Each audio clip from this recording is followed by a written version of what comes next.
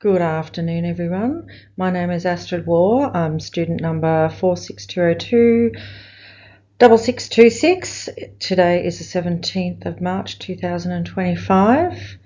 Thank you for coming along. Today I'm here to brief you all on the health and wellbeing and parenting educational workshop that I've developed as part of a wider program. I've called the workshop My Happy Healthy Family, and it's for young parents aged between 15 and 22 years of age. For the first program, I'll be having 5 families, totaling 6 adults. One of the other fathers can't come along, and they've all got 1 child each. The workshop will run for 2 days, Tuesday and Wednesday for 2 hours a day, beginning at 10 and finishing at 12, and lunch will be provided. I would like to get this first effort 100% correct. Of course, that's probably not going to happen, but I think your feedback and input will be greatly appreciated. Please interrupt me along the way for any sort of questions or to discuss any part of it that you would like to discuss. Okay.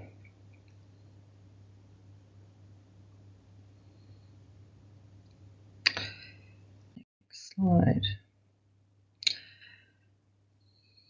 Karma Community Service recognises and pays respect to the Aboriginal and Torres Strait Islanders people, their ancestors, and past and present, and the future from the different nations across this country. We acknowledge the importance of connection to land, culture, spirituality, ancestry, family, and the commitment for the well-being of all Aboriginal and Torres Strait Islander children and their families. Moving on, I've chosen a model of engagement called the Family Partnership Model. The model was developed in the UK in the 1980s and has been successfully used since.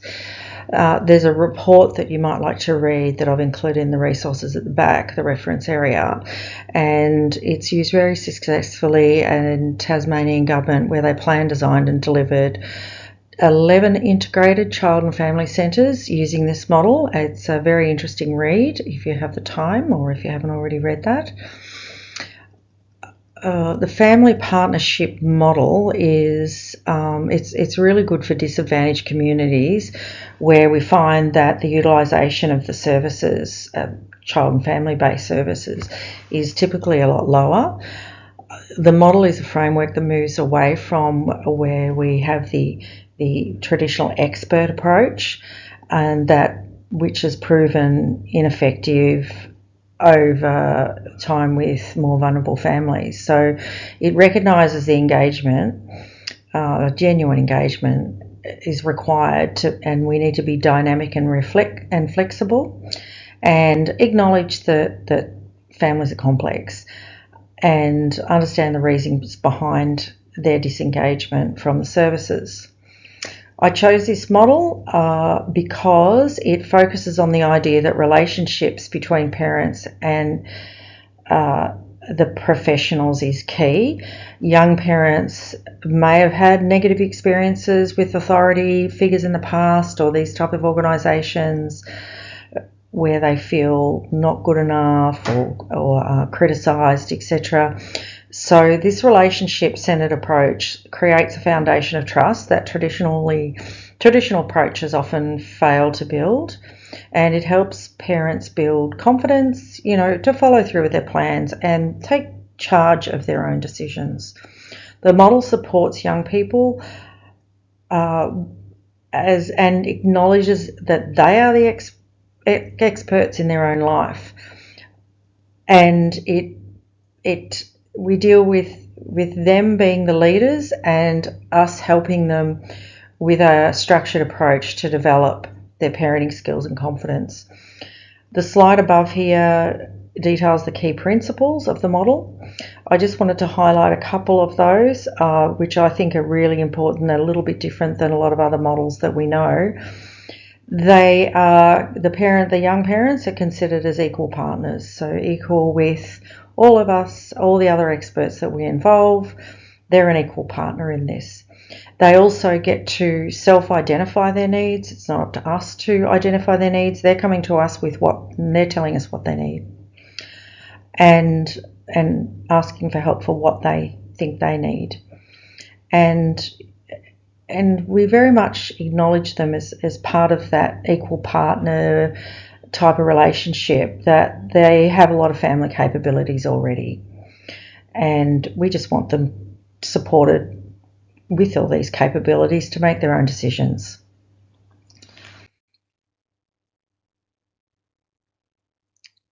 Okay, well, the role of the facilitator, or my role on the day, is there's a general description there, and it comes from the International Association of Facilitators, just to sort of ground us in what a facilitator does. On the day, I will be designing, I guess to start with, my role is to design and deliver engaging workshops that focus on health and wellbeing and parenting for young parents. And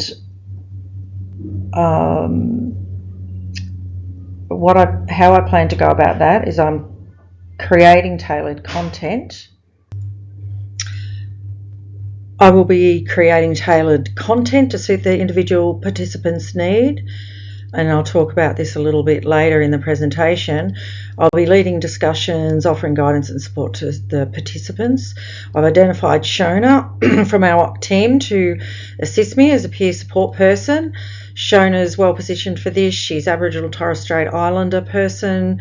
She's well advanced in her social work degree, and she's got plenty of experience and knowledge from her work here with Karma. I've also identified Philippa. She is, as we know, Karma's child and family health nurse. She'll be part of the workshop team and will be focusing on the management of the children and, of course, observing their strengths and needs while the workshop is continuing. Given that there are 6 adults attending and we have 3 of us in the room, and the workshop is only 2 hours, or 4 hours in total, our limited budget also, I've not invited any external services at this point in time. We've got enough to go through as it is for that amount of time. But we will be monitoring the need closely. We will have social workers working on the day in the office if an urgent need arises. Also, I guess I'll draw attention to the fact that we'll also be doing a risk assessment, so the 3 of us, Shona, Philippa and I, and we'll ensure, the safety of our staff and participants whilst in our care, involving things like checking the availability of the professional staff in our office and security, for example. If something like a disclosure is made or someone becomes very emotionally upset, we have concerns for someone's safety maybe, or if there's an unexpected violent incident, then we will need security or counsellors on board. Any questions, anyone so far? Okay, very good, moving on.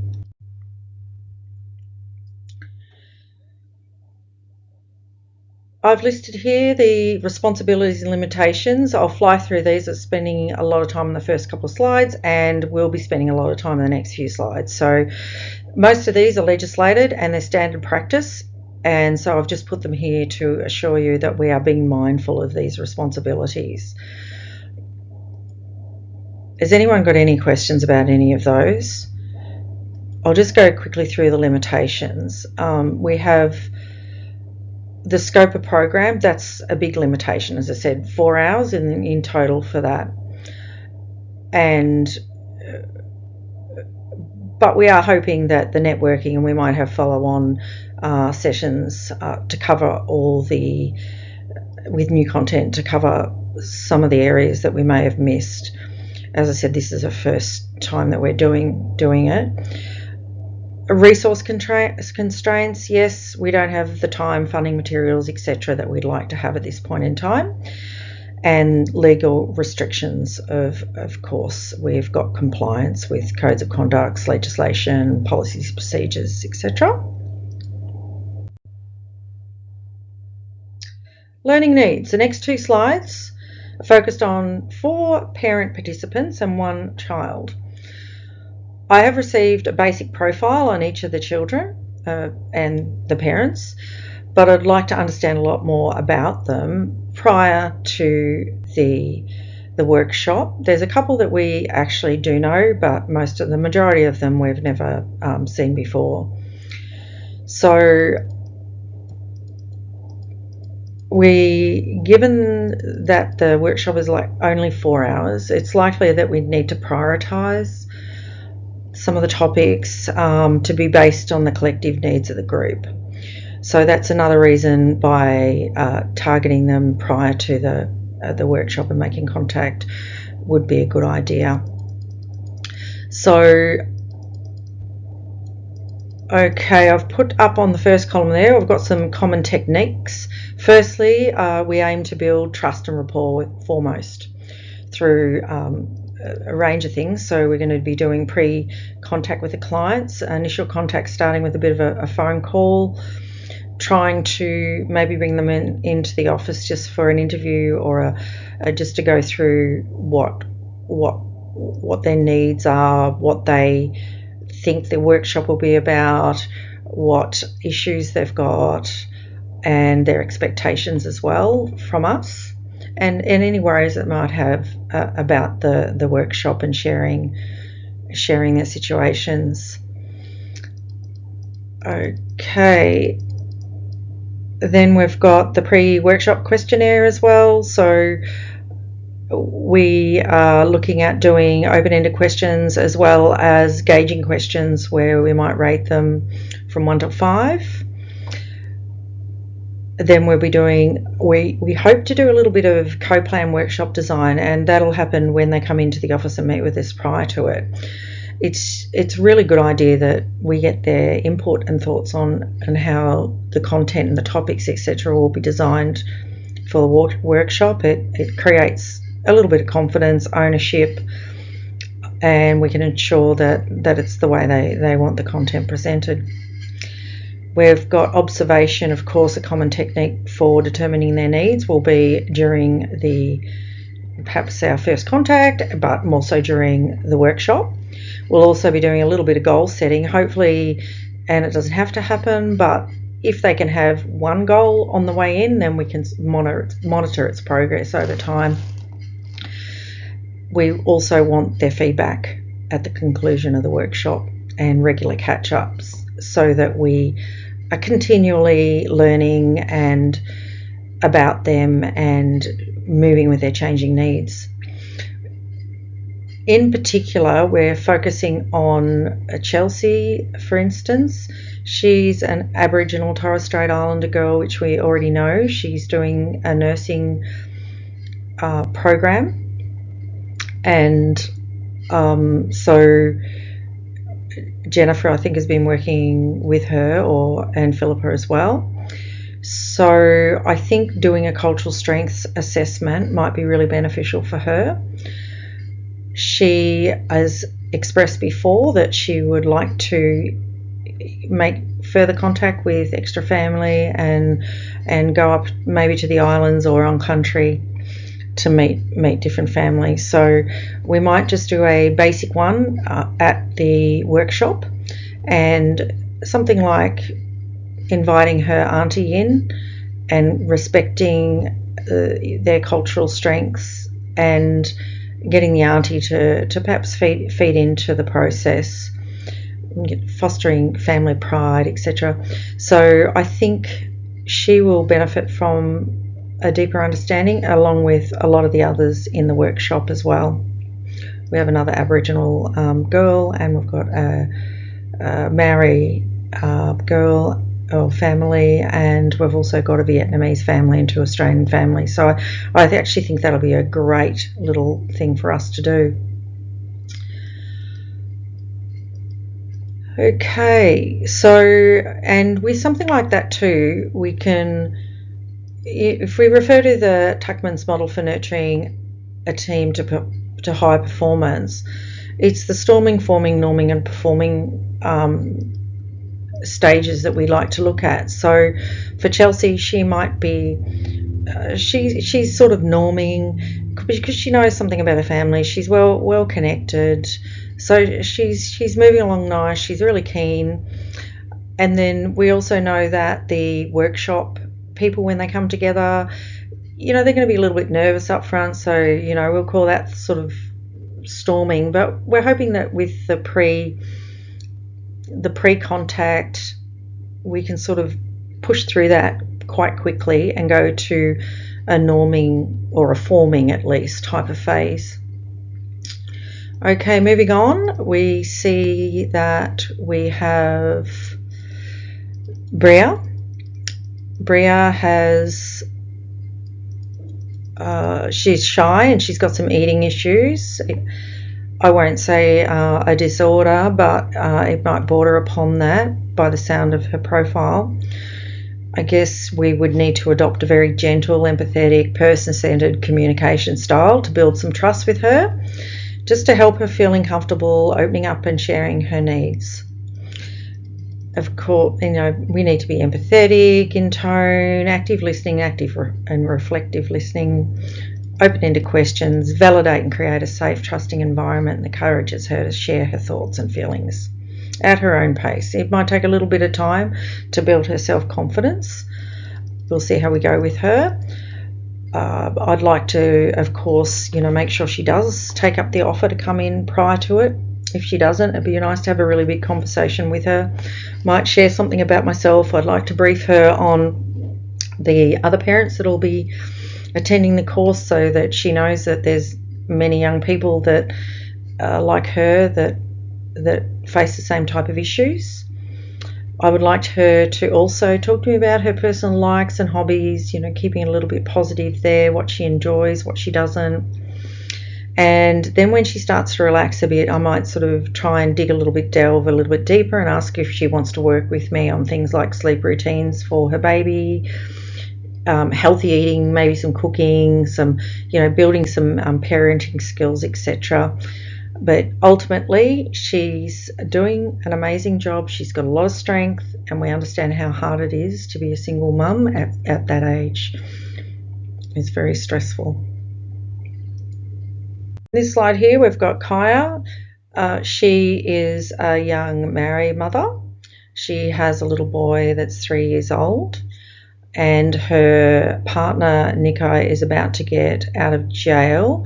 We don't know too much about her, just that she's got some concerns around, serious concerns around domestic and family violence when her partner gets out of jail, which could be any day now. So it is critical that we get a safety risk assessment carried out above everything else. So I've put some steps that we're going to take. Well, first of all, and on the slide here, so we're going to ring her and strongly encourage her to meet with myself and a trained DV worker as soon as possible for her and her son's safety.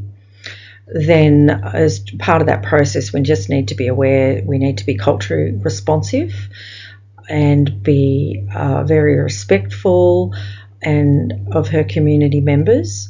Maoris are very similar to our Aboriginal Torres Strait Islanders, the way that they nurture their larger family and they involve them in their decisions. So we may also consult with the Maori community resources to make sure that we are being culturally respecting, and they might have like cultural mentors that we might be able to connect her with as well, and give us some hints also if there's anything we need, specific risks and strengths, etc., that we may not be aware of there.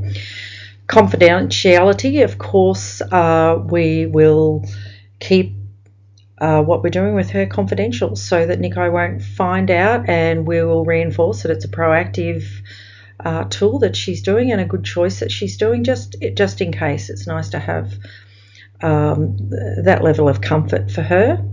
We do need to make sure the plan is inclusive and empower, which and respectful, so, and empowering, etc., so that it aligns with the modern practices and the traditional Maori ways. We will need to also ask her whether there's any other, whether it's happened before, whether there's any other documentation that we could review that will help with our safety planning. Maybe hospital records, something like that. So, but of course you'll need to give us permission to liaise with any service providers if that is the case. The next person we have is Josie.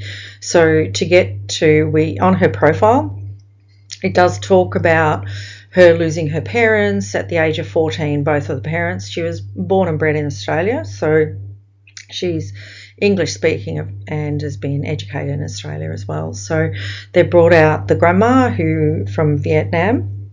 She is non-English speaking, so she has brought Josie up since she was 14. Josie's now 22. She's been a single mother at the age of 18.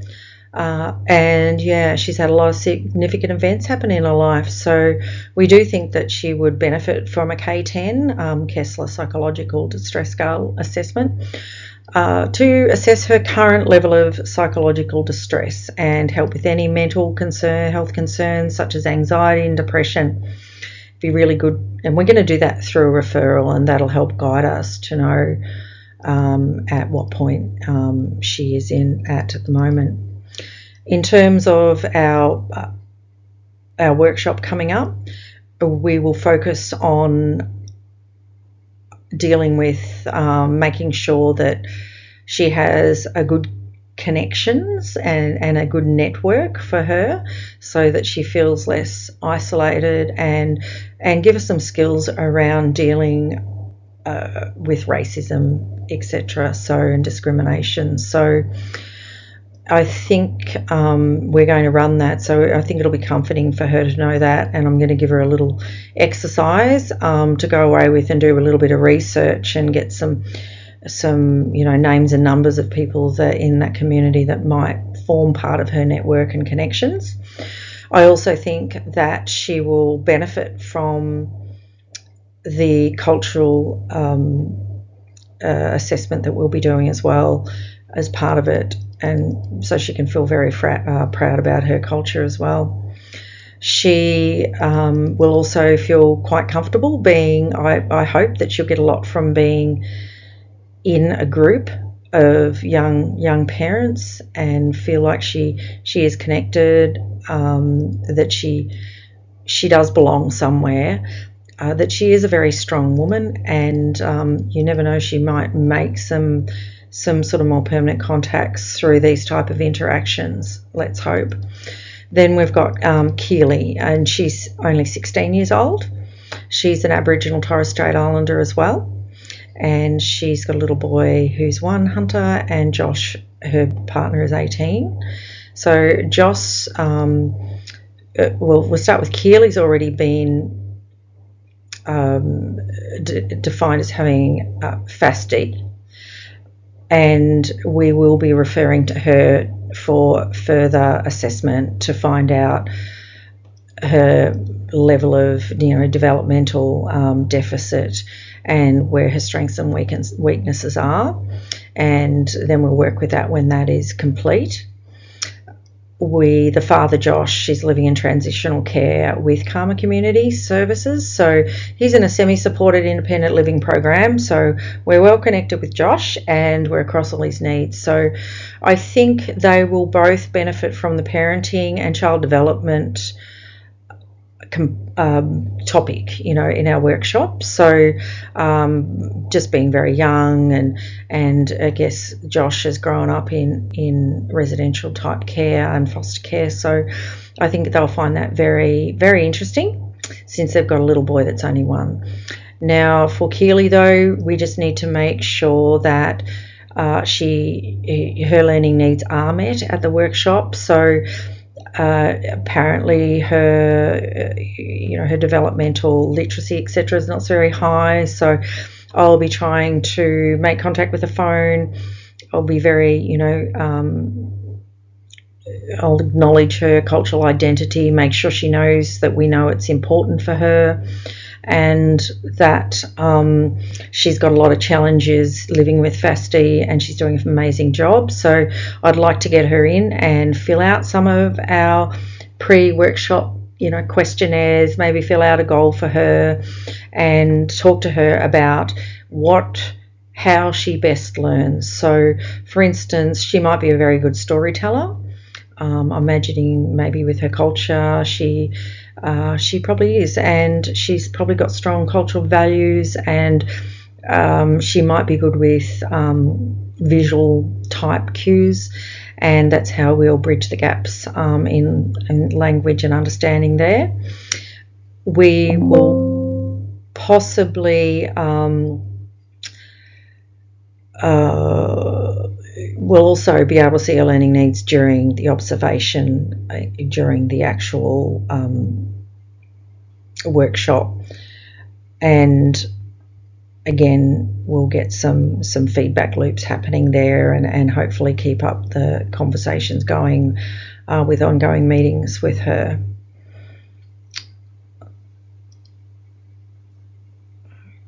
Okay, next.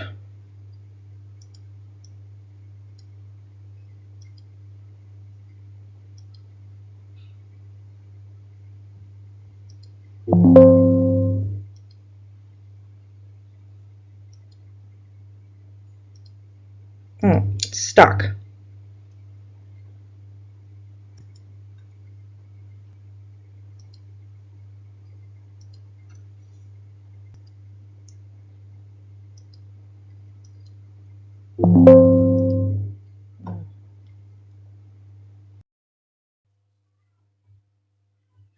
During the workshop, we'll be ensuring that we're gaining feedback from our participants about their skill development.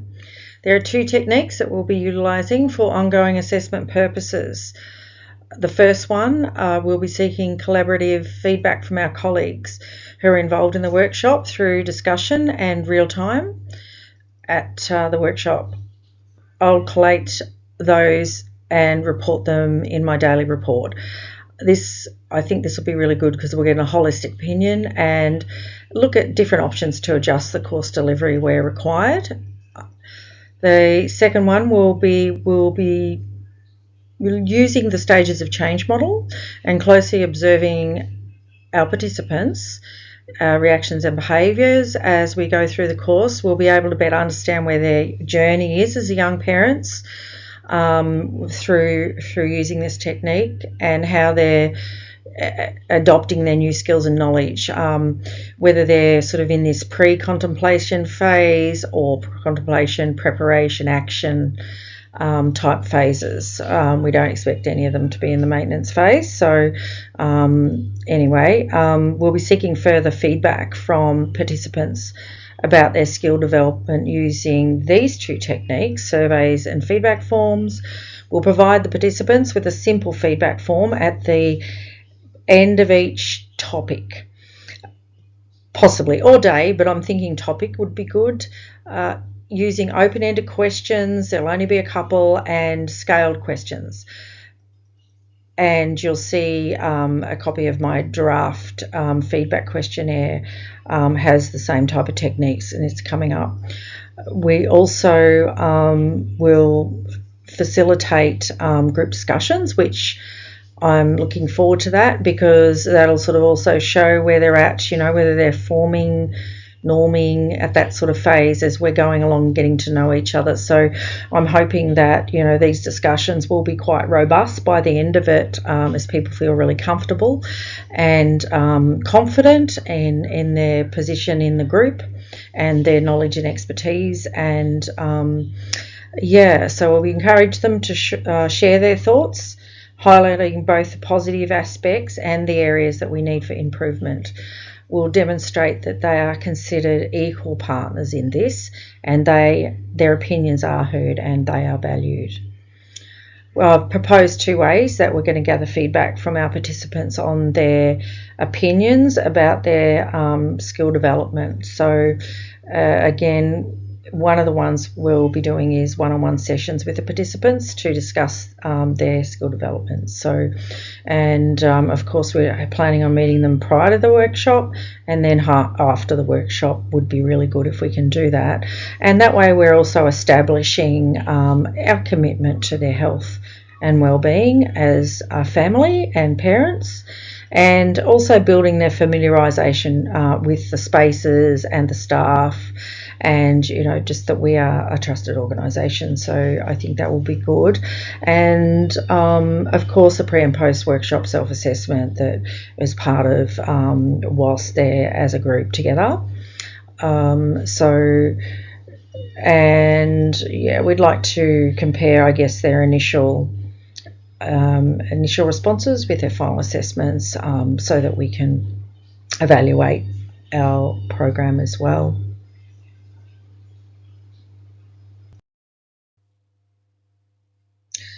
To evaluate the program and workshop, I've highlighted 3 ways in which we intend to show comprehensively the workshop's impact across multiple goals that are set out in our program project management plan, while engaging the participants and the stakeholders in this process. So of course we're going to do pre and post workshop assessments to measure the increased knowledge and skills,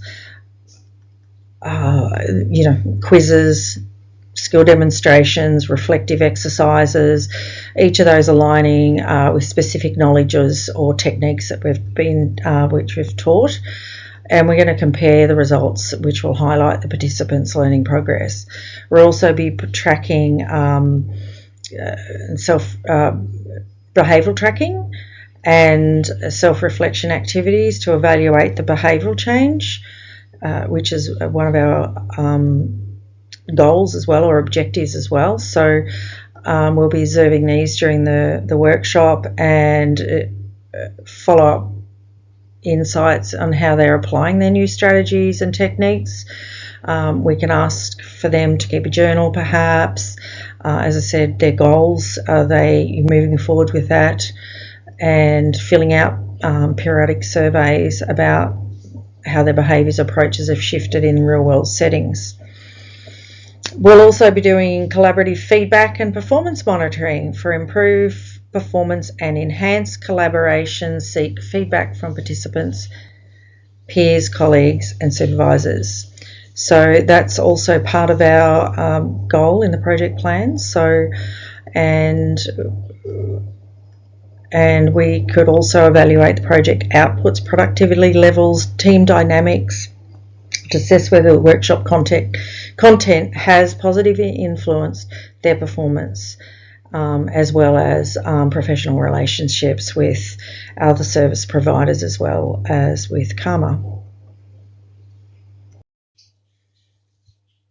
Although we're all very pleased with the workshop and the feedback from the participants and the collaborating colleagues as well was positive. So I have revisited the goals in the program as part of the evaluation, and I've identified 2 ways in which the workshop could be improved, which would align with and expand on those program goals. So one of them would be improve utilisation through a digital toolkit, and we'd get a mobile-friendly resource hub that curates all of the workshop material, events, calendar, a local service contracts portal to each affiliated organisation as well, and so we're all contained together, and parenting tips.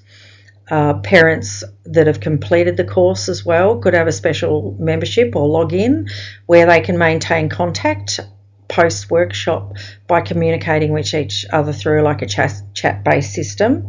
And Karma and our other affiliated health specialists, youth organisations and services could then email each of them individually or collectively, and perhaps put up a monthly collaborative online newsletter.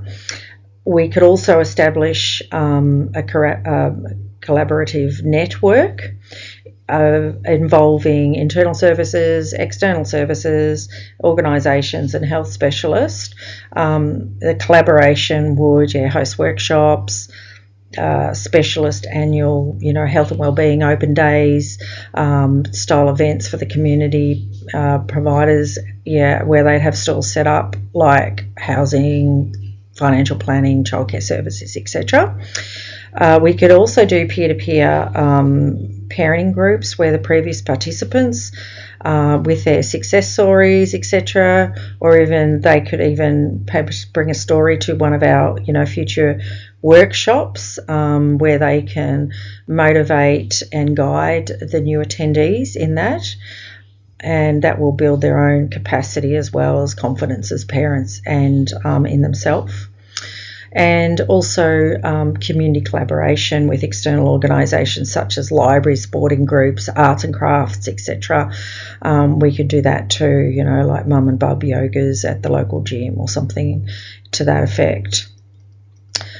So I do believe by emphasising the collaboration at every stage, we should see the long-term impacts, including increased trust and engagement in our services, strengthen parenting skills, and sustainable change through building our parents' capacity rather than relying on dependency as their go-to.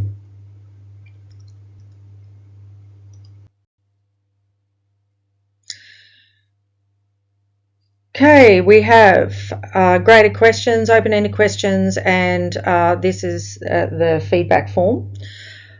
Sorry, I should have mentioned that first. And the questions are aimed at assessing the goals and outcomes of the project so that we can understand the extent that we achieve these and where we may need to make some changes. So you can read that later, but like open-ended questions about the workshop, for instance, is section number 1. Which topics or activities you like the most? Did you feel included and supported? And then like program outcomes.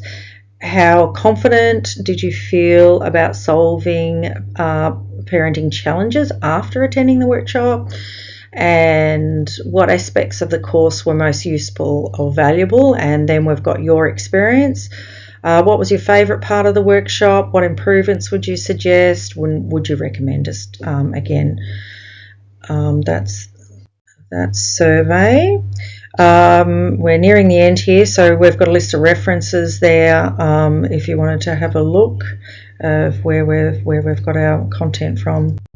And that's the end. So I do believe that engaging these young parents as active participants in their journey towards better health and wellbeing and parenting, this program and workshop, we can effectively promote sustainable positive change while strengthening their own resilience.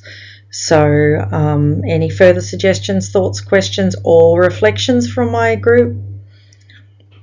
Thank you. I look forward to informing you of the program's progress and report on these outcomes upon the workshop completion. Thank you for your time and your feedback today.